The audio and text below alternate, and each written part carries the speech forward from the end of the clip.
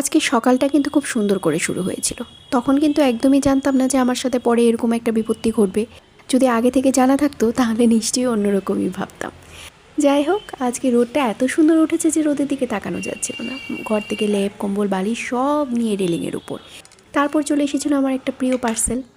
অনেক দিন ধরে ওয়েট করছিলাম এই পার্সেলটার জন্য, কিন্তু এই পার্সেলটাই যে দুঃখের কারণ হয়ে উঠবে এটা তো আর তখন জানতাম না।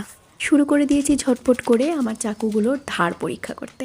দেখো, পালং শাক কেটে নিয়েছি। যদিও তোমরা বলবে ধার কি পালং শাক দিয়ে পরীক্ষা করা যায়? পালং শাক তো নিজেই এত নরম।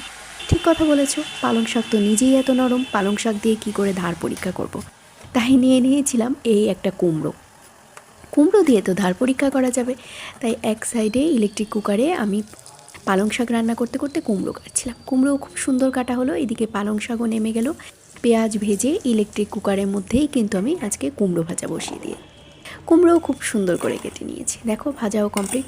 তারপরেই ঘটলো বিপত্তিটা। এই যে ফুলকপি আলুর তরকারি রান্না করব, তার জন্য আলু কাটতে গিয়েই ঘটে গেল বিপত্তি। আমার শখের পার্সেল থেকে আসা চাকুগুলো দিয়ে আমার দুটো আঙ্গুল কেটে গেল। এত সুন্দরভাবে কেটেছিল যে রক্ত আর বন্ধ হচ্ছিল না। তারপরে আর কি, ওষুধ আনতে হলো, হাজব্যান্ড এসে ব্যান্ডেজ করে দিল।